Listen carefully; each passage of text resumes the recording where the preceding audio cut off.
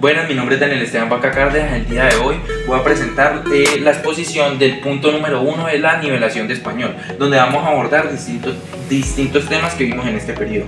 El primer tema que vamos a ver es la rima y su clasificación. ¿Qué es? La rima es la repetición de sonidos al final de dos o más versos a partir de su última vocal acentuada. Se utiliza para darle musicalidad y ritmo a los poemas, todo lo más a los poemas. Se utiliza también en varias cosas, pero en poemas o cuando se hacen el género rap también se utiliza ahí. Su clasificación, la rima consonante o perfecta. Se repiten tanto las dos vocales como las dos consonantes desde la última sílaba tónica. ¿Qué quiere decir esto? Un ejemplo es camino y destino. ¿A qué se refiere con que se repiten las dos vocales como las dos consonantes de su última sílaba? La última sílaba de camino es no, y la última sílaba de destino es no. ¿Qué quiere decir? Sus dos vocales se repiten, en este caso la O y la O se repiten en las dos palabras, y las dos consonantes, la N y la N, también se repiten en las dos palabras. Esto se utiliza para los poemas, para que las palabras tengan un sentido entre sí y puedan escucharse mejor y con un ritmo para que sea más fácil de leer un poema y suene mejor. La rima asonante o imperfecta. Solo coinciden las dos vocales desde la última sílaba, es decir, desde la última sílaba tónica, es decir, aquí ya la consonante no se repite. El ejemplo es casa y rama.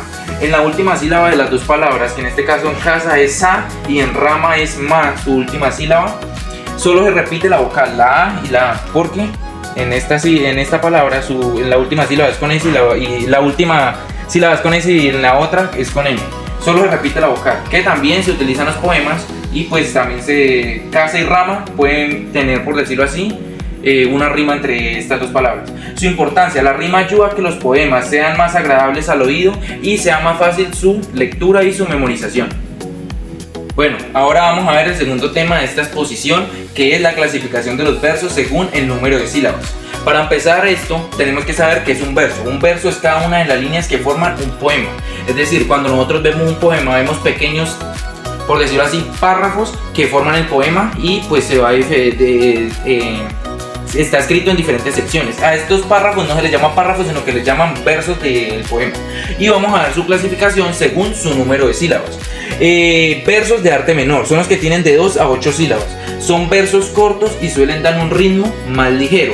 O sea, se utilizan todos los más en poemas menos elaborados o menos trabajados o menos extensos. Y pues vamos a ver su nombre y la cantidad de sílabas. El primero es el bisílabo, que es el que tiene 2 sílabas. El siguiente es el trisílabo, que es el que tiene 3 sílabas. El otro es el tetrasílabo, que es el que tiene 4 sílabas. El otro es el pentasílabo, que es el que tiene 5 sílabas. El siguiente es el hexasílabo, que es el de 6 sílabas. Otro es el heptasílabo, que es el de 7 sílabas. Y otro es el octasílabo, que es el de 8 sílabas. Todos estos son los nombres según su número de sílabas de cada verso. Hay versos más grandes y versos más cortos. Estos se les llaman de arte menor porque son solo los que tienen de 2 a 8 sílabas. Todos los versos que tengan esta cantidad de sílabas entran dentro de este grupo. Ahora vamos a ver los versos de arte mayor, que son los que tienen de 9 sílabas o más. Son versos más largos utilizados en poemas más extensos o más elaborados, o que llevan más tiempo trabajando, o más largos, así. Casi siempre se utilizan en estos. Entonces vamos a ver. El primero es el eneasílabo, que es el que tiene 9 sílabas. El otro es el decasílabo, que es el de 10 sílabas. El otro es el endecasílabo, que es el de 11 sílabas. El otro es el dodecasílabo, que tiene 12 sílabas. Y el otro es el tridecasílabo, que es el que tiene 13 sílabas. Y el alejandrino es el que tiene 14 sílabas. Estos versos son todos los que tienen de 9 sílabas para adelante, entran dentro del grupo de arte mayor, porque son versos más trabajados. Bueno, el siguiente tema que vamos a abordar en esta exposición es la métrica y sus reglas. Todos los temas que estamos viendo aquí en el principio son temas relacionados con los poemas. La métrica y sus reglas. ¿Qué es la métrica? La métrica es la forma de medir la cantidad de sílabas que tiene cada verso en un poema. Y pues esta métrica tiene sus reglas. Y pues una de sus reglas es la sinalefa, que ¿Qué es la sinalefa? Esta regla es la que dice que se unen en una sola sílaba la vocal final de una palabra y la vocal inicial de la siguiente.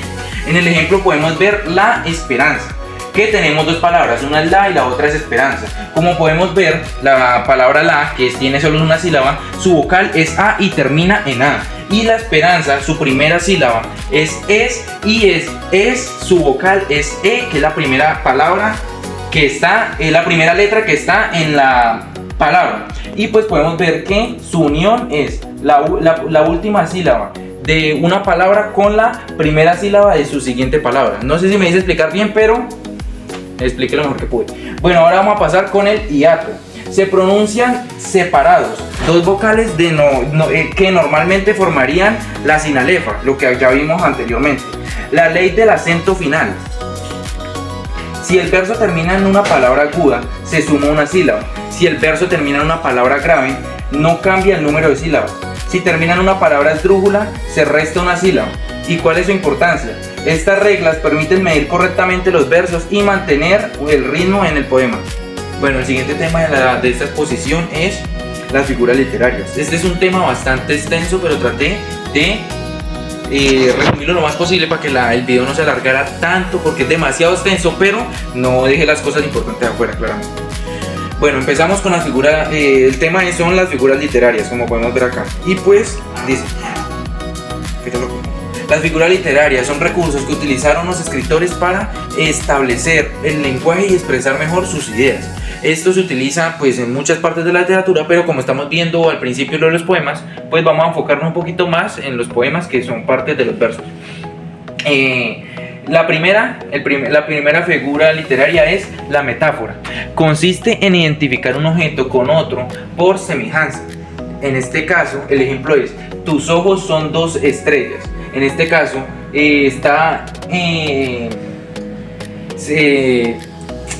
estos dos objetos, en este caso los ojos y las estrellas, lo está utilizando en forma de semejanza. La siguiente figura es el símil. Compara dos elementos usados usando palabras como, parece o igual que. En el ejemplo tenemos: corre como un rayo. Está comparando dos palabras. En este caso, ¿cuáles son las dos palabras que está comparando en este verso? Corre y rayo. Y pues la palabra que está utilizando para compararlas, de las que ya mencioné, es con. El hiperbelo es una exageración para destacar una idea, que se utiliza mucho en los poemas. En este caso, te llamé 1000 veces. Claramente no llamó 1000 veces, pero está exagerando la idea para que tenga más exalta, por decirlo así, exalte más, o sea, llame más la atención. El siguiente es la paradoja. Une ideas aparentemente contradictorias que tienen sentido. En este caso, el ejemplo: vivo sin vivir en mí. Se contradice la misma palabra o la misma idea: vivo sin vivir. La siguiente es la anáfora. Consiste en repetir una palabra o frase al inicio de varios versos o oraciones. En el ejemplo tenemos: temprano levantó la muerte, temprano madrugó la madrugada.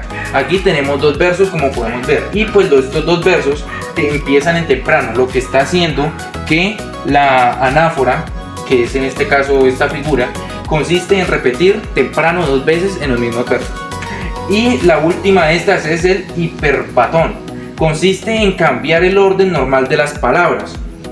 Ejemplo: del salón en el ángulo oscuro. Es difícil de comprender porque que cambia el orden de las palabras. Si estuviesen en otro orden, probablemente la palabra en el ejemplo del salón en el ángulo oscuro, si estuviese en otro orden, se entendería mucho mejor. Bueno, el siguiente tema de esta exposición que vamos a ver es el soneto.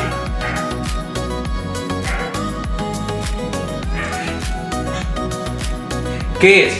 El soneto es un poema formado por 14 versos en este caso lo que vimos anteriormente, los tipos de versos en decasílabos, que en este caso son 12 sílabas, como si lo recuerdan todavía.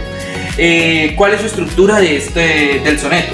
Su estructura son dos cuartetos, dos tercetos, y generalmente utiliza rima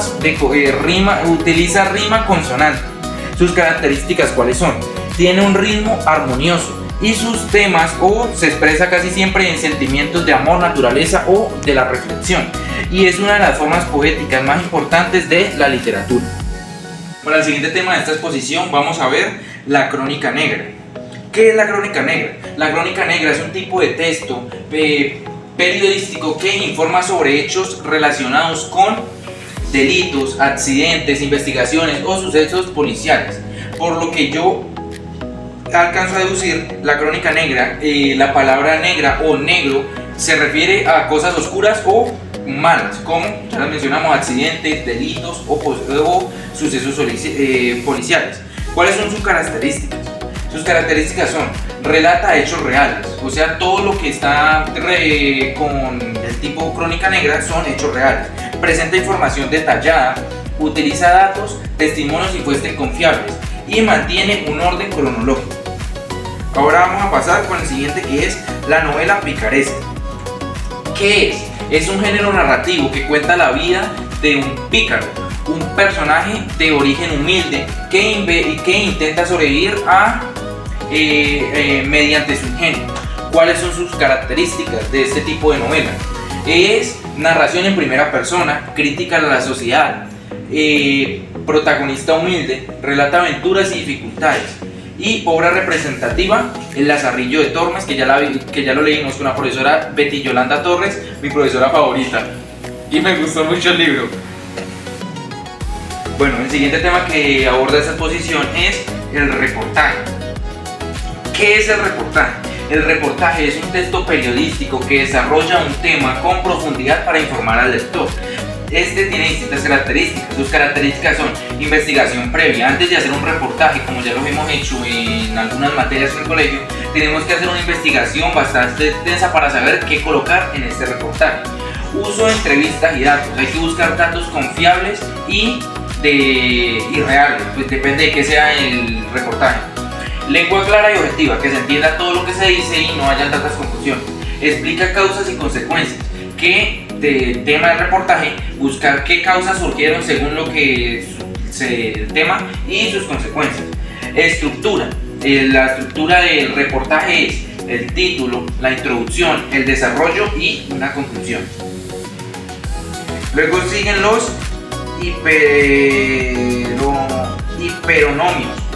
¿Qué son? Los hiperonomios son palabras cuyo significado incluyen otras palabras más específicas. Ejemplo: animal. Su significado puede ser muchas cosas. Perro, gato, caballo. Son como palabras más generales de un tema o una excepción, un conjunto de cosas. En este caso, otro ejemplo es fruta. Una fruta puede ser cualquier tipo de fruta, como una manzana, una pera, una naranja. Una flor. Existen muchísimos tipos de flores: rosa, tulipanes, girasol. La importancia: ayuda a organizar y clasificar las palabras según su significado, o sea, para no tener que extenderse tanto, explicar tanto, sino que una sola palabra encierra el conjunto en sí de todas sus características. Bueno, el siguiente tema que vamos a abordar en esta exposición, o el último tema por decirlo así, es el contacto. El neologismo. Son palabras nuevas que se incorporan al idioma debido a los avances tecnológicos, científicos o sociales. Esto acá es algo bastante genérico porque en sí yo diría que cambian según la época. Porque asimismo, como hace cierta cantidad de años había palabras que utilizaban que ya no utilizan hoy en día ya hay palabras que no se utilizan como se utilizaban antes. En este caso, en ejemplos de estas palabras nuevas está selfie, tuitear, influencer, streaming y tecnicismos. Que son tecnicismos, son palabras técnicas que provienen de alguna variable de una palabra, por decirlo así, normal o más normal, sí, más normal o más común. En este caso, por ejemplo, influencer se puede referir a una persona famosa. Tuitear es escribir o subir un mensaje a las redes sociales. También están los tecnicismos, como ya lo dije, que son palabras propias de una profesión, ciencia o área del conocimiento. Ejemplo: cirugía es un tecnicismo de medicina. La palabra cirugía viene de por decirlo así, el tema medicina. Fotosíntesis de la biología. Algoritmo de informática. hipotenusa de matemáticas. ¿Y cuál es la importancia de todo esto? Los neologismos muestran cómo evoluciona el idioma con el paso del tiempo, como ya lo había dicho, según la época, mientras que los tecnicismos permiten una comunicación precisa entre especialistas o personas, por decirlo así, como que entienden más el idioma. Y pues para terminar voy a dar una conclusión de toda esta exposición. La conclusión es: la literatura y el lenguaje española cuentan con una gran variedad de recursos y géneros que enriquecen la comunicación. Conocer la rima métrica, las figuras literarias, los géneros teatrales, la novela picaresca, los textos periodísticos y el vocabulario especializado nos permite comprender mejor los textos, expresarnos con mayor claridad y valorar la riqueza de este idioma tan maravilloso. Y pues, muchas gracias. Esta fue la exposición de español, mi materia favorita.